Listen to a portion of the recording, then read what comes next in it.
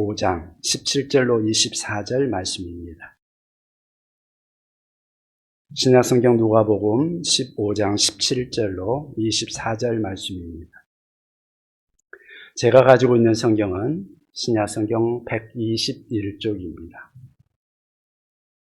신약성경 121쪽 누가복음 15장 17절로 24절 제가 봉독하겠습니다.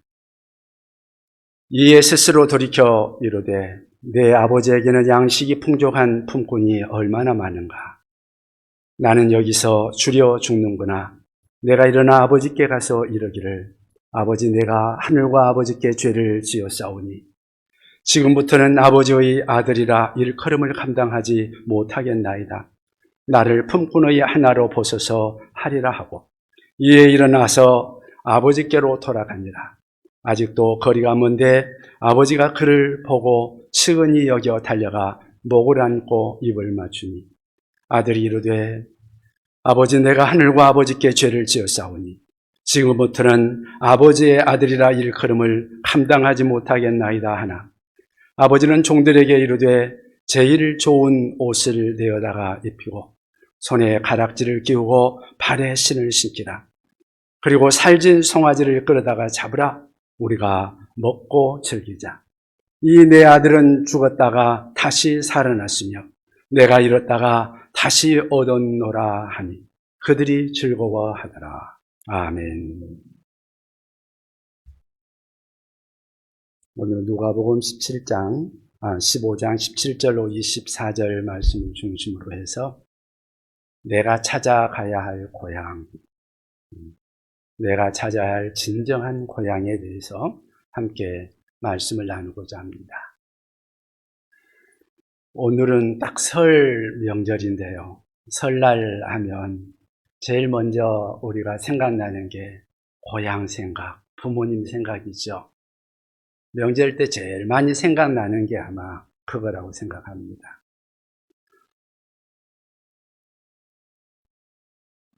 그 동물 중에도 모천 회귀 본능이 있는 그런 동물들이 있죠. 연어가 특히 대표적인데 일단 알에서 깨어나 그 어린 시절을 개천에서 지내다가 그리고 조금 자라면서 그냥 바로 강을로 흘러내려가 가지고 이제 바다에 가서 수많은 시간들을 바다에서 많은 고깃대들 틈바구니에서 또 거기에서 때로는 여러 가지 많은 어려움을 겪으면서 생존 경쟁을 하면서 먼 바다를 항해를 하죠. 우리나라에서 사는 연어들도 그렇게 해가지고 미국 근해까지 갔다 오는 그런 긴 여행을 한다는 이야기를 어디서 본 적이 있습니다. 그러다가 산란 때가 되면 그 예전에 그 기억을 찾아오는 것인지 어떻게 하는 것인지는 모르겠는데 자기 태어난 고향 하천으로 돌아오잖아요. 고향길이 쉽지는 않죠. 거센 물살을 헤엄쳐 올라와야 됩니다. 여러 포식자들, 고깃대들을 피해와야 되고 어부들의 그물망도 피해야 하죠. 산전수전 다 겪고 마침내 고향 하천에 돌아와서 알을 낳고 생을 마감하는 고향 회귀성 어류. 그게 대표적인 게 연어죠. 연어뿐 아니라 우리 사람들도 고향을 그리워하는 그러한 마음이 절절히 있죠. 설날이나 이렇게 추석이 되면 늘 고향을 찾아 떠납니다. 요즘에는 길이 옛날같이 그렇게 많이 막히는 것 같지는 않습니다만은 정말로 고향 가기 어려운 때들이 있었습니다. 저도 고향 명절이면 꼭 고향을 다녀오고 가서 부모님 뵙고 그러던데 어느 날 우리 형님이 시골에 오다가 그냥 돌아갔다고 연락이 왔어요. 아버지는 계속 기다리기만 하는데 어떻게 된 일인가 봤더니 집에서 출발해가지고 한 10시간을 오는데 톨게이트 있는 데까지 겨우 빠져나오는 거예요. 그런데 10시간을 차로 오는데 뒷자리에 앉아있는 애가 계속 우는 겁니다. 그러니까 도대체 어떻게 할 수도 없고 이렇게 어떻게 가나 싶어가지고 그냥 더 이상 못 가고는 반대편을 보니까 그냥 길이 쌩쌩 빠지니까 그냥 집으로 돌아와 버렸다고 그런 말을 합니다. 그런데 그날 내 친구가 시골에 차를 몰고 왔는데 24시간 걸려서 왔답니다. 24시간이나 걸려가지고 집에 와가지고 그걸 보고는 우리 아버지가 나중에 우리 형님한테 야, 그 누구는 24시간 걸려서 또 왔는데 너는 뭐냐? 그럴 거예요. 형님이 그때 꾸중을 듣고 나서는 그 뒤로는 무슨 일이 있어도 명절이면 아버지께 찾아와서 인사드리고 그랬던 기억이 납니다. 고향 가면 사실 마음에 기쁨이 있고 그런 기대감이 있죠. 오늘 본문에 보면 고향 가는 아들 이야기가 기록되어 있습니다. 예수님께서 말씀하신 탕자의 귀향 이야기이죠. 예수님께서 이 이야기를 통해서 우리에게 가르치고자 하시는 어떤 고향길의 교훈이 과연 무엇일까? 한번 생각해 보기를 원합니다. 고향길이라는 그러한 의미로 함께 말씀을 살펴보려고 합니다. 첫째는 하나님 아버지의 품이 우리 고향이기 때문에 우리는 이 고향길을 가는 것이라고 생각합니다. 우리의 진정한 고향이 어딜까요? 우리 하나님 아버지의 품이 아닐까요? 우리는 흔히 오늘 본문을 이끌어서 탕자의 비유라고 말을 합니다. 본문에서 보면 탕자가 주인공으로 보입니다. 대부분 여기 연극을 하더라도 성극을 하더라도 탕자가 주인공으로 나오죠. 그런데 본문을 자세히 살펴보면 본문의 주인공은 사실은 탕자가 아니라 탕자가 돌아오기를 애타게 기다리는 아버지가 아닌가 하는 생각을 합니다. 예수님은 이 비유의 말씀을 하면서 탕자도 탕자지만 아버지가 어떤 아버지인지를 일러주고 있는 그러한 내용인 것을 우리는 볼 수 있습니다. 그래서 서양의 학자들은 이 탕자 비유를 말할 때 탕자를 그냥 극도로 낭비하는 아들이라 하는 그런 의미로 탕자라는 말을 사용을 합니다. 그 많은 재산을 가지고 먼 나라까지 가가지고 물쓰듯 그 모든 재산들을 다 낭비해버린 극도로 낭비의 아들. 그런데 중요한 것은 이 아들뿐 아니라 본문에 나오는 아버지 또한 극도로 낭비를 하고 있는 아버지인 것을 우리는 한편에서 볼 수 있습니다. 무슨 말인가 하면 철부지 자식이 그 많은 재산을 가지고 가겠다는데도 그 아버지가 아들에게 선뜻 내어주지 않았습니까? 그리고 기나긴 세월 동안 그 오랜 세월 동안 자식이 돌아오기만을 끊임없이 기다리는 아낌없는 그 사랑. 대문 앞에 서서 자식이 오기만을 기다리는 그 아버지의 그 뜨거운 마음과 그 사랑과 열정과 그 시간들, 얼마나 많은 시간들을 그 아들을 위해서 낭비를 합니까? 돌아와 집을 나간 자여. 아버지는 집 나간 자식을 기다리고 있었습니다. 집 나간 자식을 향한 아버지의 그 넉넉한 사랑, 따뜻한 가슴, 포근한 그 넓은 품, 그것이 집 나간 아들이 돌아와야 했던 바로 궁극적인 고향이 아니겠습니까? 그런데 여러분, 예수님이 이 비유를 통해서 우리에게 일러주시기를 원했던 가장 중요한 진리 중 하나가 무엇인가 하면 탕자가 돌아와야 했던 그 아버지의 품, 그것은 단순히 그냥 육신의 아버지가 아니라, 다시 말하면 인간적인 아버지가 아니라는 것입니다. 21절 말씀에 보면 이런 말씀이 나옵니다. 우리 다 같이 한번 읽어보면 좋겠습니다. 본문 21절 같이 읽겠습니다. 아들이 이르되 아버지, 내가 하늘과 아버지께 죄를 지었사오니 지금부터는 아버지의 아들이라 일컬음을 감당하지 못하겠나이다 하나. 탕자가 아버지께 고백하는 말이 내가 하늘과 아버지께 죄를 지었다. 그렇게 말씀합니다. 참회의 대상으로 아버지뿐 아니라 누구를 언급하고 있습니까?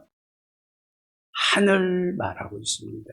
여기서 말하는 하늘은 무엇이냐? 바로 그냥 우리가 하늘, 파란 하늘, 저 하늘을 말하는 것이 아니죠. 흔히 사람들이 말하는 하늘 아래 부끄러움 한 점 없다 그렇게 말할 때 그 하늘도 사실은 아닙니다. 여기서 말하는 하늘, 그 의미는 하나님이라는 말씀이죠. 당시 유대인들에게 있어서 하나님은 너무 거룩하신 분이기 때문에 그 이름을 감히 부를 수 없는 이름이었습니다. 그래서 성경을 필사할 때도 여호와라는 이름이 나올 때 여호와라는 말을 못하고 그들이 가서 몸을 씻고 와서 다시 좌정하면서 하는 말이 아도나이 그랬습니다. 주님이라는 말이죠. 그렇게 해서 여호와의 이름이 성경에는 기록되어 있지만 어떻게 발음되는지를 모르는 그런 상황까지 온 거죠. 여기서 하늘이라는 말도 바로 하늘 그 의미로 쓸 때는 하나님이라는 그런 의미죠. 우리가 하늘나라 그렇게 말할 때 하나님의 나라를 말하듯이 내가 하늘에 죄를 지었다 그 말은 하나님 아버지께 죄를 지었습니다 하는 그런 말이죠. 다시 말해서 예수님께서 탕자 이야기를 통해서 하고자 하셨던 말씀, 그것은 하나님을 떠난 인간은 다 탕자라는 이야기죠. 하나님을 떠나 있는 모든 인간들은 다 유리방황하는 자들이요, 하나님으로부터 엄청난 것들을 받았을 때 낭비하는 탕자들이라는 말입니다. 그리고 사람들이 돌아와야 할 궁극적인 고향, 그곳이 어디냐? 바로 하나님의 품이라는 거죠. 하나님은 우리 인간의 실존의 근거가 되시는 분이십니다. 여러분, 고향이 왜 그리 우리의 마음에 그립고 좋을까요? 왜 가고 싶을까요? 고향 산천 그곳이 참으로 그렇게 아름답고 좋아서 그럴까요? 사실 꼭 그것만은 아닐 것입니다. 고향은 내가 태어난 곳이요, 나의 삶이 만들어진 곳이죠. 근원적 관계가 있는 곳, 내 부모와 형제와 그리고 일가 친척이 있고 낯익은 이웃들이 있는 곳, 이들이 보고 싶고 그리운 것이죠. 만약 부모가 고향이 없고 형제나 일가 친척도 아무도 고향이 없다면 우리가 고향에 갈까요? 사실 저도 부모님이 살아계실 때는 매년 고향에 내려갔지만 부모님이 살아계시지 않은 지금은 고향에 내려갈 일이 없습니다.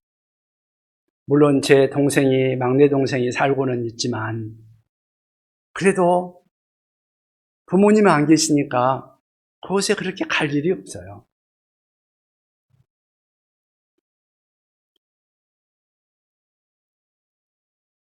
모든 사람들의 마음속에는 그 고향에 대한 생각과 함께 그 마음속에 있는 것은 아마 아버지, 어머니, 그 부모님의 생각일 것입니다. 심리학자들이 이구동성으로 하는 말은 인간의 마음속에 내재한 가장 깊숙한 그리움, 그것은 아버지에 대한 그리움이라고 합니다. 그래서 거기에 대한 그러한 마음을 항상 간직하며 그것을 그리워하며 산다는 거죠. 그런데 오늘 예수님께서 탕자와 같은 우리로 깨닫게 하시는 진리가 뭐냐? 그것은 하나님이 우리의 아버지라는 것입니다.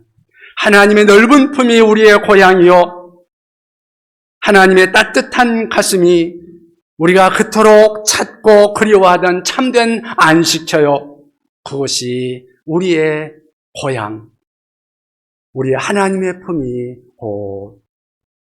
우리의 고향이라는 사실, 그것을 우리가 다시 한번 생각해 보면 좋겠습니다. 우리를 지으신 하나님, 우리를 지금도 보호하시고 인도하시며 우리의 삶을 늘 함께 하시며 섭리하시는 하나님, 그 아버지의 품이 바로 우리의 고향인 줄 아시고 우리 아버지께로 돌아올 수 있는 우리가 될 수 있기를 바랍니다. 두 번째는 고향, 다시 말하면 하나님 아버지의 품에 우리가 찾는 모든 것들이 있다는 것입니다. 둘째 아들 이 탕자가 고향에서 아버지를 떠나서 멀리 타향살이를 하면서 경험했던 것이 무엇입니까? 그가 가지고 있던 모든 것들을 다 탕진하고 나서 돈이 다 떨어져 버리고 나니까 그가 할 수 있는 것이라고는 아무것도 없었습니다. 그런데 거기에다 흉년까지 들었습니다. 그전에는 그럭저럭 살았는지 모르는데 흉년까지 드니까 사람 인심도 흉흉해지지 않았겠습니까? 그래서 먹을 양식도 구할 수 없었습니다. 배고픈 서러움이 그에게 찾아온 것이죠. 16절에 보니까 돼지를 치면서 돼지가 먹는 쥐엄 열매라도 배불리 먹고 싶어가지고 배를 채우고자 하는데 그것도 제대로 누가 주지를 않았습니다. 여러분, 유대인들이 가장 싫어한 동물이라고 말을 하면 아마 돼지일 겁니다. 성경에 보면 돼지고기 먹지 마라 그랬죠. 유대인들은 돼지를 기르지도 않고 먹지도 않고 아예 돼지를 가까이 하지 않는 그러한 사람들이라고 생각할 수 있을 것입니다. 그런데 자기 나라에서 자기 민족에서 가장 싫어하는, 혐오시하는 그러한 돼지를 기르는 일을 해야만 했던 그 탕자를 한번 생각해 보십시오. 그런데 그 돼지가 먹는 열매마저도, 쥐엄 열매마저도 먹으려고 하는데 제대로 주지를 않으니 먹을 수 없는 그러한 형편에 있는 그 탕자를 생각해 보십시오. 탕자는 돼지를 키우면서 돼지가 먹는 그 열매도 마음대로 먹지 못하면서 그 마음이 얼마나 고통스러웠을까요? 너무 배고프고 자존심 구겨지고 죄책감에 시달리고 소외감, 거절감에 몸부림치고 그야말로 자기의 모든 것들이 땅에 떨어지고 말았을 것입니다. 그야말로 정신적으로나 영적으로나 굶주린 자가 되었다는 것이죠. 그는 결국 그 고통을 견디지 못하고 염치불구하고 아버지께로 가야 되겠다. 그런데요, 탕자가 고향 땅 아버지께로 돌아오자마자 그를 기다리고 있었던 것이 무엇입니까? 용서와 용납이죠. 사실 고향으로 돌아오는 탕자의 마음은 어땠었는가?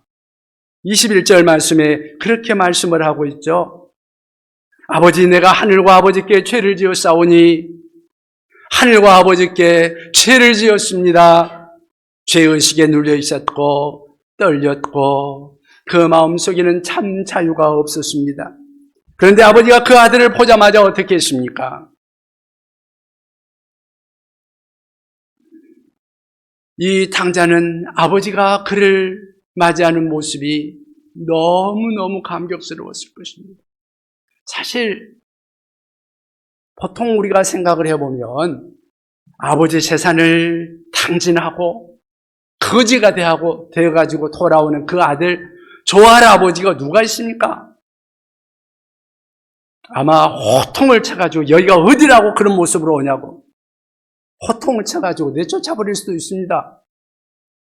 그런데 20절 말씀에 보니까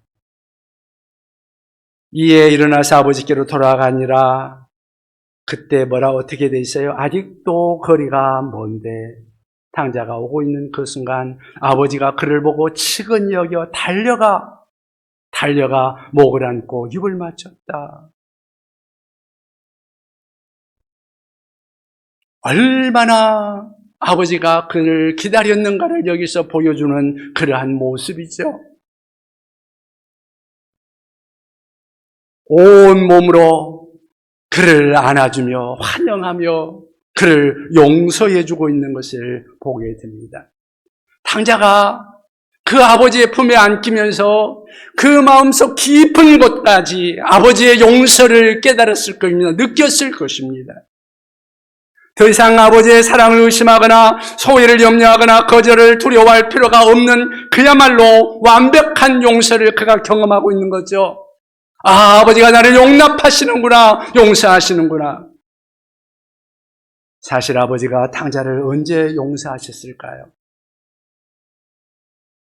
탕자가 오기 훨씬 전부터 아버지는 이미 용서하고 기다리고 계셨습니다. 다만 탕자가 돌아와 아버지 품에 안길 때,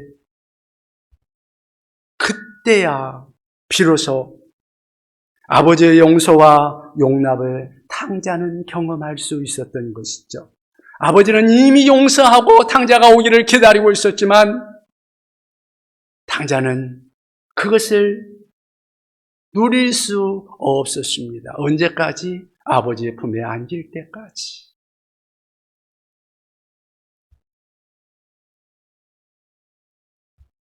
한 걸음 더 나아가서 고향에는 아들을 위한 신분의 회복과 새 출발의 축복이 있었다는 것입니다.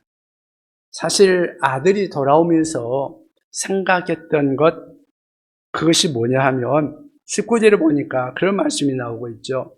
지금부터는 아버지의 아들이라 이 걸음을 감당하지 못하겠나이다. 나를 품꾼의 하나로 보소서 하리라고. 그가 그 생각을 하면서 오고 있는 거예요.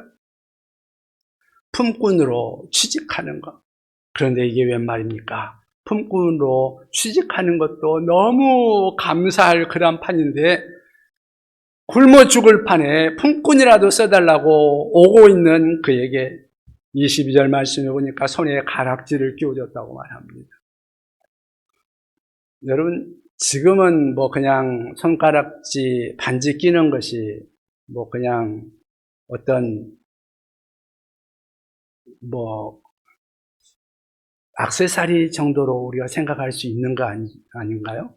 그런데 그 당시에는 이 손가락지가 그냥 요즘 우리가 생각하는 그런 반지하고는 다릅니다. 여기서 말하고 있는 반지는 신분을 나타내는 거예요. 그러니까 어떤 조약 같은 것을 어떤 왕이나 누가 조약을 할 때 보면 그 조약할 때 손에 있는 반지를 가지고 찍어서 조약을 하고 그러는 거죠. 그게 신분을 표시하는 그런 성격을 띠고 있었습니다. 그런데 아들에게 이 손가락질을 끼워줬다는 말은 아들의 신분을 다시 회복시켜 주었다는 그런 의미가 있는 것입니다. 24절에 하시는 말씀을 보면 뭐라고 말하고 있어요? 죽은 아들이 다시 살아났다. 아들로 받아들이고 아들의 지위를 회복시켜 주시고 있는 그러한 아버지입니다. 탕자는 완벽하게 아들로 대접을 받습니다.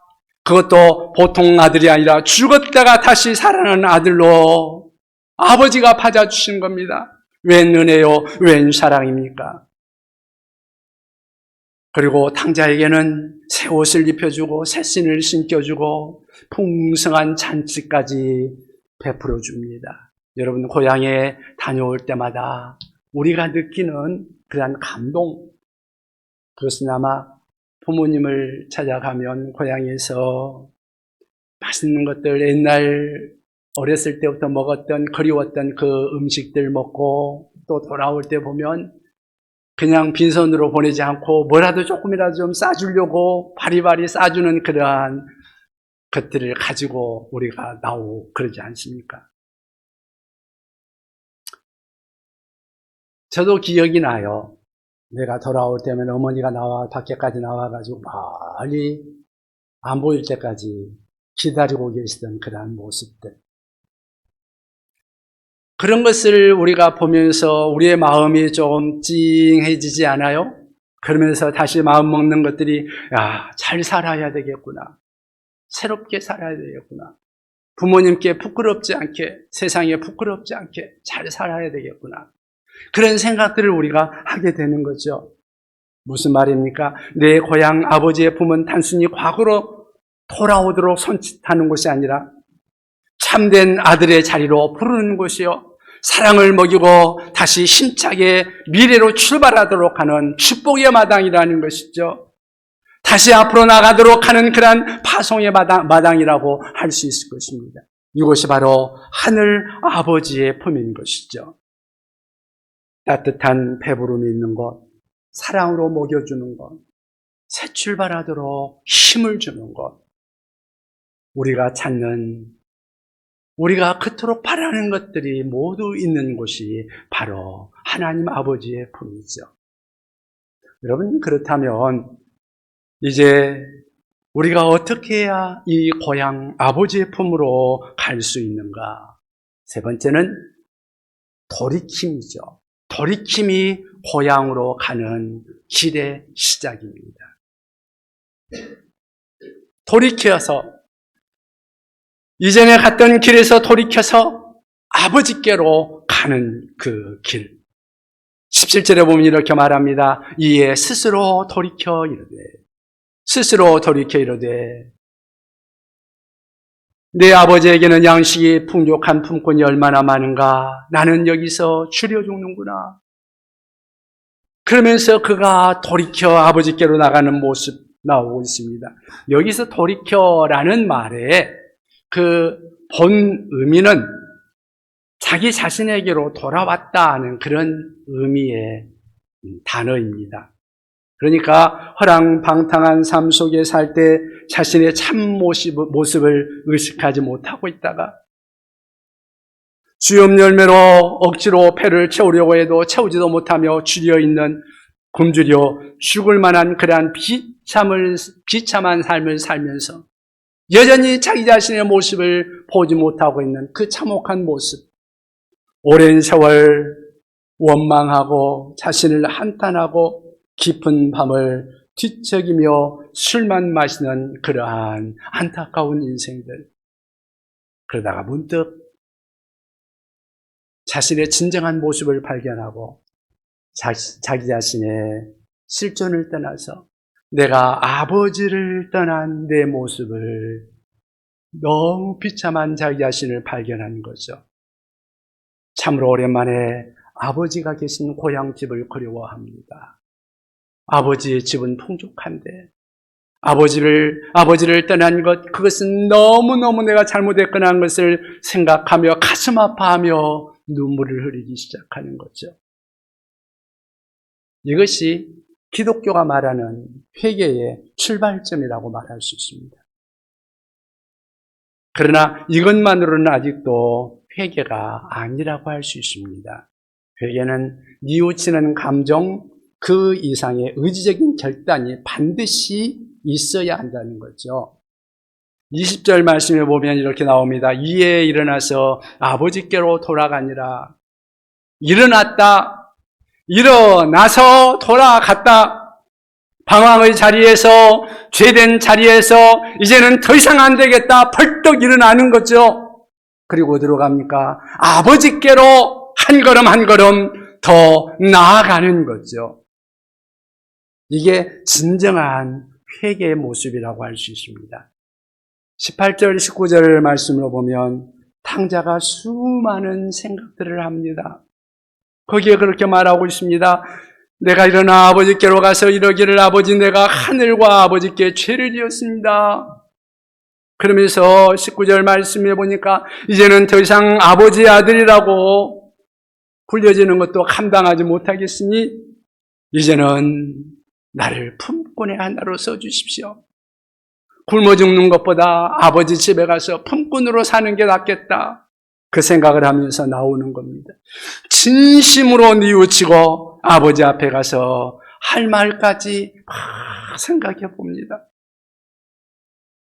그러나 생각만으로는 회개가 아니라는 거. 내가 잘못했다고 생각하고 느끼고 눈물을 흘리는 것, 그것만으로는 회개가 아니라는 겁니다. 실제로 그 자리에서 일어나서 고향으로 돌아오는 것. 생각을 실천으로 옮기는 것. 아버지께로 한 걸음 한 걸음 돌아온 그것이 회개라는 것입니다. 어떤 사람들은 늘 생각만 하고 눈물만 흘리고 내가 돌아가야지. 그래 놓고도 여전히 돌아오지 못하는 사람이 있다면 그 사람은 진정한 회개가 아닌 거죠. 그런데 오늘 이 말씀을 주신 예수님, 이 말씀을 주신 우리 예수님이 이 땅에 오신 이유가 뭘까요? 우리에게 길을 열어주시기 위해 오셨습니다. 하나님께로 갈 수 있는 길, 그 길이 되기 위해서 오셨습니다. 이 땅의 탕자처럼 방황하는 우리 아버지의 그 넉넉한 고향으로 돌아가는 길이 되어주시려고 우리에게 우리 예수님께서 찾아오셨다는 것입니다. 예수님이 신이 말씀하셨습니다. 내가 곧 길이요 진리요 생명이니 나로 말미암지 않고는 아버지께로 올 자가 없느니라. 왜 예수님을 통하지 않고는 하나님 아버지께로 나아갈 수 없을까요? 그것은 죄 때문입니다. 죄 때문에 우리가 하나님께 이를 수 있는 길이 막혀버렸기 때문입니다. 죄가 인간과 하나님 사이에 건널 수 없는 장벽을 만들어버렸다는 것이죠. 죄책감이 얼마나 집요하게 우리의 발목을 잡고 있는지 탕자도 보면 여기서 얼마나 많이 주저하다가 아버지께로 돌아갑니까? 아버지의 돈 다 탕진하고 그 모든 재산 다 탕진해서 거지가 되어 있는 그 모습, 아버지가 나를 용서해 줄까? 과연 나를 받아주실까? 내 모습, 초라한 모습, 거짓골이 되어 있는 이 모습 보면서 너 그게 뭐냐고 좀 새롭게 돼가지고 다시 돌아와라고 아버지가 나에게 책망하시며 내쫓지는 않을까? 어쩌면 수많은 생각들이 그 안에 있지 않았겠습니까? 여러분, 하나님에 대한 생각들이 사람들마다 다른 것 같습니다. 실제로 예수님 당시 바리새인들은 우리 하나님을 얼마나 무서운 분으로 여겼는지 모릅니다.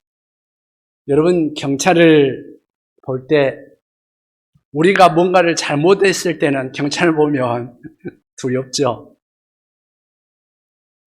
눈 부릅뜨고 잘못하면 뭐를 잘못했는가 그걸 찾아가지고 죄 지은 사람들은 형무소 가고 운전하다가 잘못하면 경찰들 만나가지고 거기서 딱지 끊고 하던 그런 일들이 생각이 납니다. 그런데 바리새인들은 얼마나 우리 하나님에 대한 마음이 그렇게 하나님을 두려워했는지 철저하게 신앙생활을 하려고 했었습니다. 그래서 할 수만 있으면 하나님이 기뻐하시는 대로 하나님의 뜻에 맞는, 하나님 수준에 맞는 그러한 삶을 살아가려고 금식도 하고 기도도 하고 구제도 하고 열심히 했습니다. 그러다 보니까 자기보다 못하는 사람들이 보이는 거예요. 부도덕한 사람들이 보이는 거예요. 그러니까 그런 사람들을 향하여서 비판하고 책망하고 아예 그 사람들하고는 상종도 하지 않는 거예요. 내가 하나님 앞에 잘 보이고 싶어가지고. 그런데요, 그들이 우리 하나님을 잘못 이해한 거죠. 하나님은 그런 하나님이 아니라는 거죠. 하나님은 정죄하시는 하나님이 아니라는 거죠. 자동차 운전 잘못했다고 딱지 끊는 그런 경찰과 같은 그러한 분이 아니라는 거죠. 이미 우리를 용서하시고 기다리고 계신 분이십니다. 여러분, 예수님께서 어떻게 사셨습니까? 우리를 위해 이 땅에 오셨던 그 예수님, 그분의 삶의 모습이 15장 1, 2절에 이렇게 나오고 있습니다. 모든 세리와 죄인들이 말씀을 들으러 가까이 나오니 예수님께 나왔다는 거죠. 바리새인과 서기관들이 수군거려 이르되 이 사람이 죄인을 영접하고 음식을 같이 먹는다 하더라. 바리새인들은 볼 때 세리와 창기들은 다 죄인들입니다. 자기들이 상종할 수 없는 죄인들입니다. 그런데 예수님은 그들을 맞아주고 있습니다.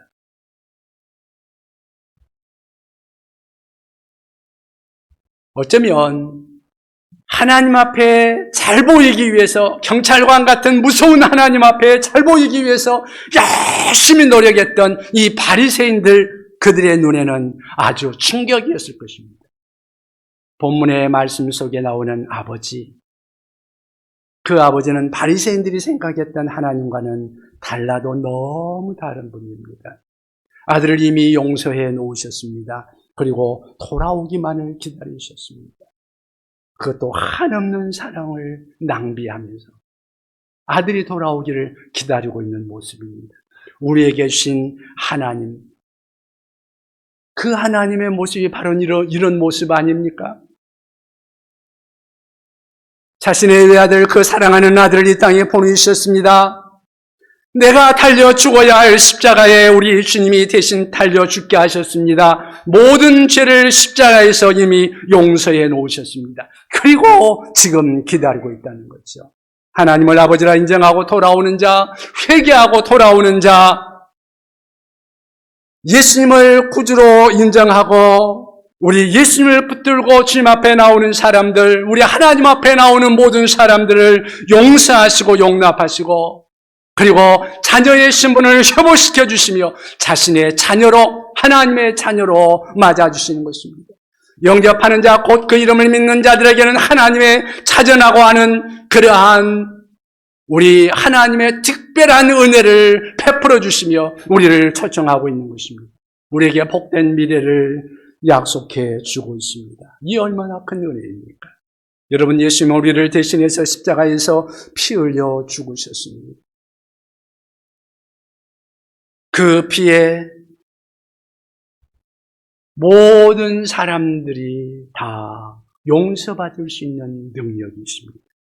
회개하고 돌아오는 자마다 두려움 없는 자로, 사랑받는 자로 미래를 향해 나아갈 수 있도록 지금도 품어주시고 도와주십니다. 예수님이 우리를 하나님의 품으로 인도하는 길이요, 진리요, 생명이 되십니다. 오늘 설날에 우리 고향 생각날 때, 부모님 생각날 때 우리 하나님 생각할 수 있기를 바랍니다. 그리고 우리가 진정으로 찾아야 할 고향, 그 하나님 아버지의 품을 생각하며 아버지의 품으로 돌아올 수 있기를 바랍니다. 그 안에 모든 것들이, 내가 찾는 모든 것들이 그분 안에, 우리 하나님 안에, 우리의 아버지 안에 있습니다. 우리 아버지께 돌이켜 그분의 품 안에 안겨 우리 주님과 함께하는 복된 시간 되시기를 바랍니다.